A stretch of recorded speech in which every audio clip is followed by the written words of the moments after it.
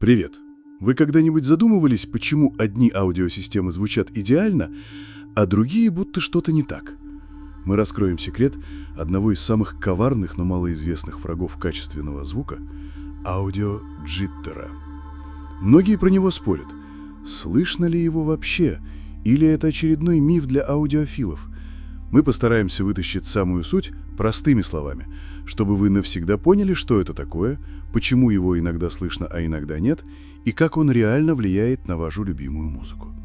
Оставайтесь, будет по-настоящему интересно. И поддержите нас лайком и подпиской, чтобы мы раскрывали еще больше секретов качественного звука. Пишите комментарии, с чем вы согласны или нет, пишите в комментариях ваши вопросы. Информация в этом ролике максимально сжата, ничего лишнего, поэтому обязательно смотрите до самого конца, чтобы не пропустить ничего важного. И если будет интересно, поделитесь ссылкой на видео с друзьями.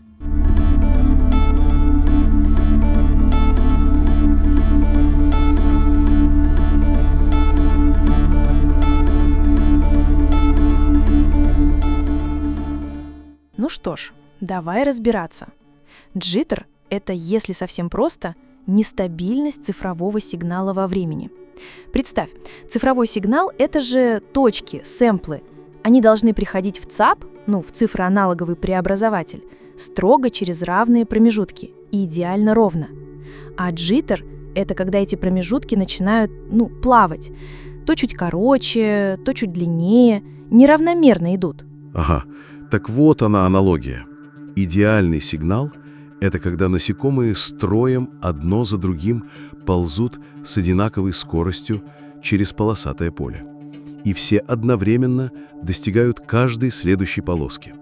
А джиттер — это когда строй сбился. Кто быстрее, кто медленнее. Вот это неритмичность, да? Точно, именно так. Это ошибка синхронизации, по сути. И это важно, потому что ЦАП по этим точкам-сэмплам восстанавливает аналоговую волну. Если точки приходят не вовремя, то и волна, которую он строит, получается, не совсем такой, как была в оригинальной записи. Искажается.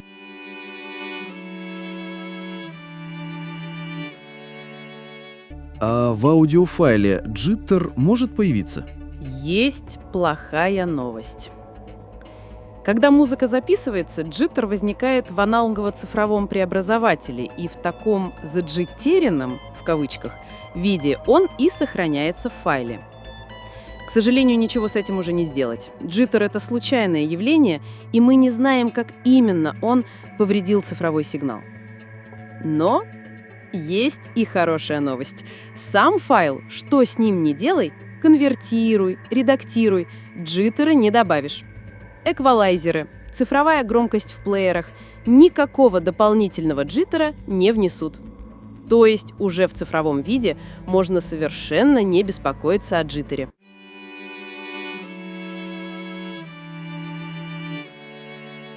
А при CD или SA-CD риппинге?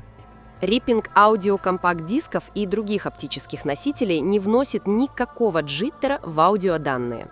Конечно, многие слышали, что при считывании данных с CD джиттер присутствует. Это тема для отдельного выпуска. Этот джиттер может вызвать ошибки при считывании битов с поверхности оптического диска. Но если упростить, то благодаря сложной технологии считывания и коррекции данных в самом CD-приводе никакого джиттера в выходных цифровых данных этого привода нет. Разве что при очень сильном джиттере мы можем наблюдать ошибки в считанных данных. Если не считать джиттера, который возник при записи музыки и уже зашит в самих аудиоданных внутри оптического диска SACD или CD. А мы можем найти и исправить эти ошибки джиттера, того, который возникает именно при считывании диска лазером? В основном, да, благодаря алгоритмам внутри самого привода оптических дисков. А есть ли вообще способы улучшить это? Я свои старые диски рипл, и иногда это было не идеально. Знаешь, есть специализированные программы, которые пытаются выжать максимум. Вот AOE-конвертер, например. Они делают что-то интересное, когда несколько раз считывают данные с одного диска, а потом статистически обрабатывают это все, чтобы найти и исправить ошибки. У них своя технология есть – SafeR. То есть это может реально помочь, если диск не очень хорошо читается? Ну, понятно, что волшебной палочки нет, и 100% всех ошибок вряд ли кто-то уберет. Но, по крайней мере, такой подход позволяет повысить точность риппинга, попытаться выжать из диска максимум, по полной, чтобы без ошибок или, по крайней мере, поменьше. Интересно. Подробнее о технологии CD-риппинга SafeR смотрите по ссылке в описании.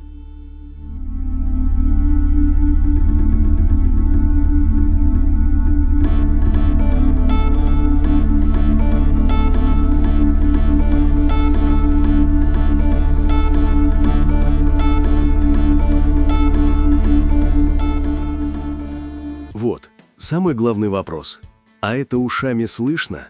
Ну вот реально, музыка хуже становится. А вот тут самое интересное и начинается. Если джиттер сильный, он может добавить шум, какие-то артефакты.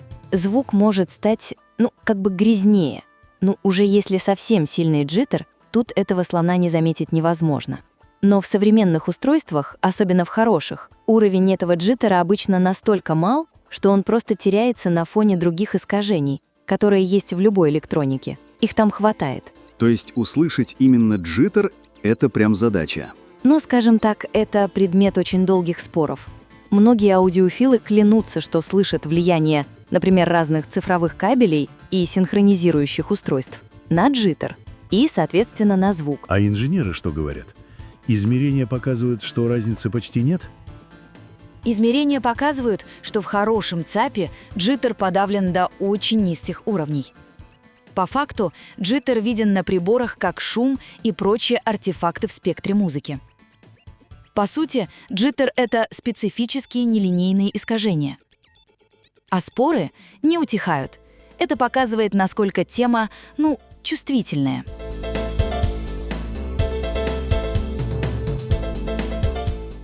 Ладно, допустим, он есть хоть и маленький. А откуда он вообще берется, этот джиттер? Причин несколько, но главное – это нестабильность тактового генератора, который, по сути, часы системы. Clock, от английского слова «часы», метроном. Он задает ритм и при записи в АЦП, аналогоцифровом преобразователе, и при воспроизведении в ЦАП, цифроаналоговом преобразователе. Если этот метроном то спешит, то отстает, промежутки между щелчками разные. А еще на тактирующий сигнал влияют помехи, шум от блока питания, какие-то наводки по кабелю, которым цифровой сигнал передается. Так значит, что если нестабильный клок, то и сэмплы записываются или читаются не вовремя. Да, снимки звуковой волны делаются неравномерно, а потом также неравномерно показываются. Реконструированная из цифры в аналог звуковая волна искажается. Джиттер появляется уже при записи в АЦП, если там интервалы между сэмплами были неровные, когда аналоговый сигнал оцифровывали. Возникает джиттер. Погоди. То есть, если накосячили на этапе записи, Именно. То потом уже все. Никакой супер-пупер ЦАП это не исправит? Совершенно верно.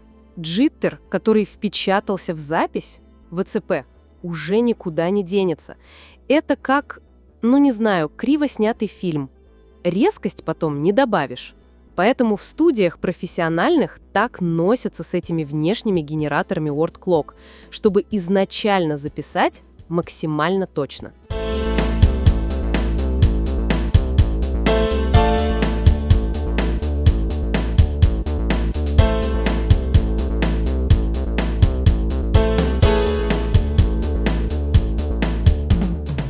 а когда сигнал просто передается по цифре, там джиттер не так важен?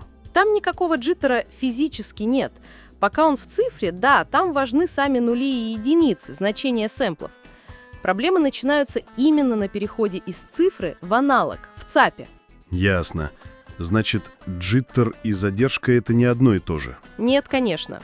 Задержка, дилей или latency, это когда весь сигнал просто сдвигается во времени, весь целиком, а интервалы между точками остаются теми же. А джиттер Это именно изменение этих интервалов, их нестабильность. Ох, сложно. Если его так трудно услышать, как его тогда измеряют? Инженеры же должны как-то понимать, хороший ЦАП или нет. Ну да, измеряют, конечно. Используют специальные приборы, анализаторы спектра. Стандартный подход какой?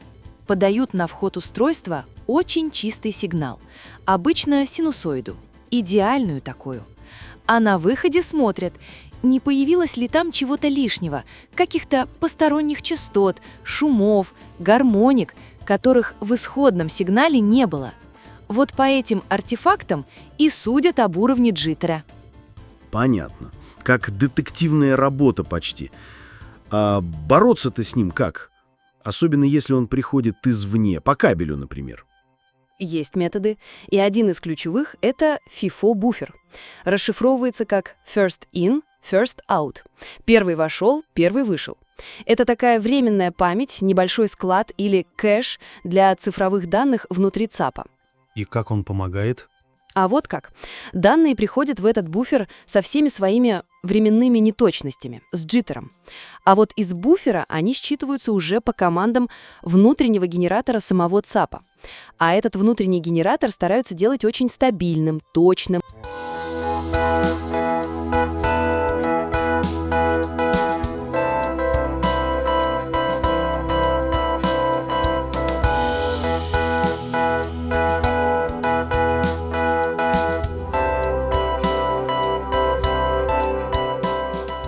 То есть буфер работает как такой демпфер. Принял криво, а выдал ровно. Ну, грубо говоря, да. Он изолирует схему ЦАПа от джиттера, который пришел извне, и использует свой собственный стабильный ритм. Это, правда, вносит небольшую задержку, latency, но обычно она совершенно незаметна при прослушивании музыки. Значит, важно, откуда ЦАП берет свой ритм. От входящего сигнала или у него свой есть? А если у него свой хороший генератор и FIFO-буфер, то тактирование гораздо устойчивее. Можно подключить вместо внутреннего тактового генератора внешний тактирующий модуль Word Clock, который очень стабильный и может тактировать сразу все устройства в системе. Для музыкального и видеопроизводства бывает крайне необходимо.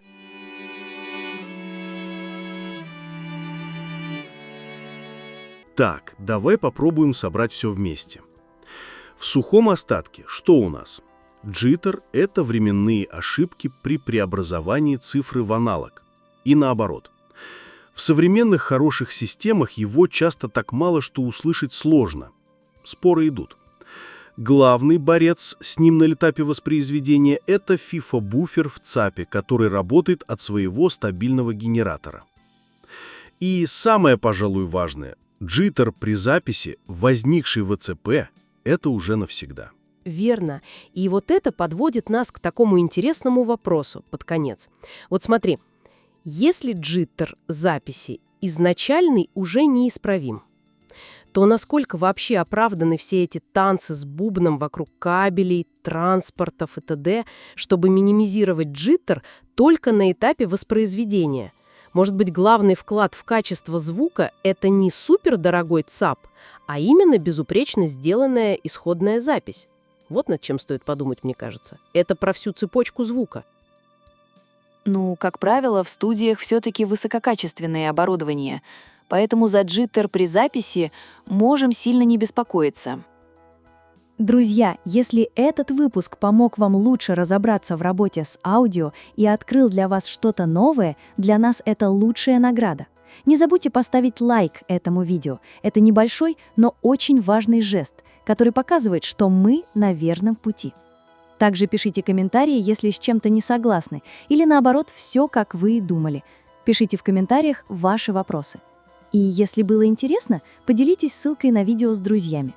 А чтобы не пропустить наши следующие выпуски, полезные советы и увлекательные погружения в мир звука, подпишитесь на наш канал.